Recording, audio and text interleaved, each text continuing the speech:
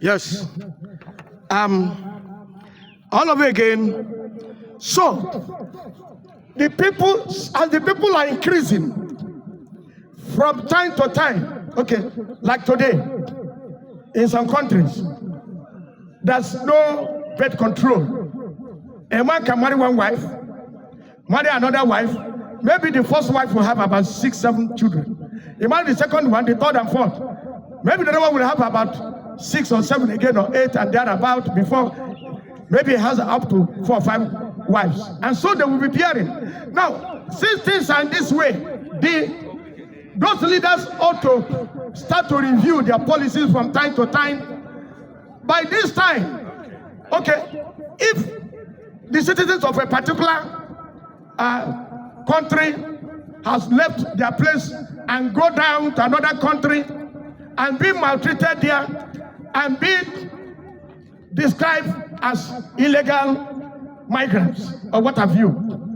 Now, you as a leader in your country and your citizens are mentioned there. There are a lot of them there, hundreds of thousands of them there. Wouldn't you know that you need to review your policy?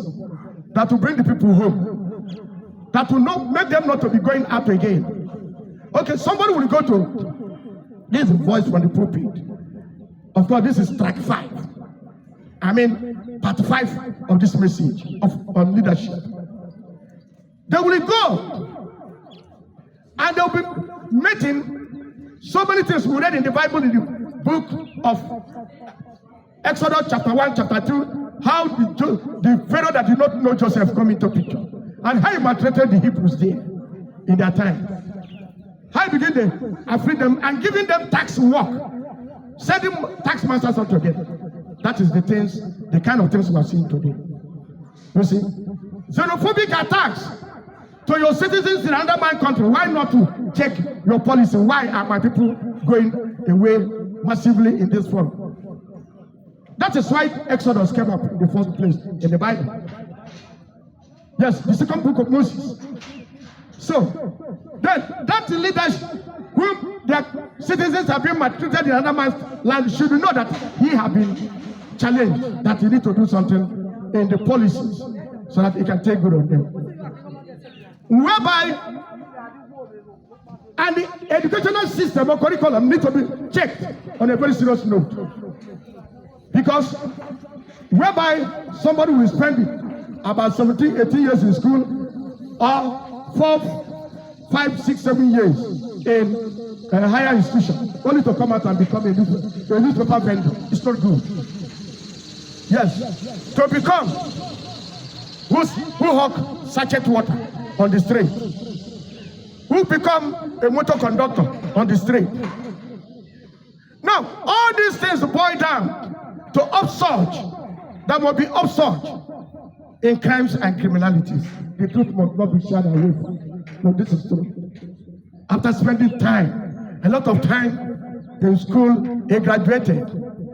So, the system of the education in all these countries need to be checked. Industrialize the country. Industrialize your country, because so many of those that are caught in all these crime and criminalities, one of their things is that there's no work. We know many of them, if there is, the country is being industrialized, people are see where to work, they become very productive to their nation. Instead of going to another man's land to go and languish and be meted all sorts of insults, all sorts of punishment and enslavement, it will have not been there. It have not been there. So the educational system ought to be changed before now. Send some people abroad to go and learn, to be tutors, to come and teach the people the way forward.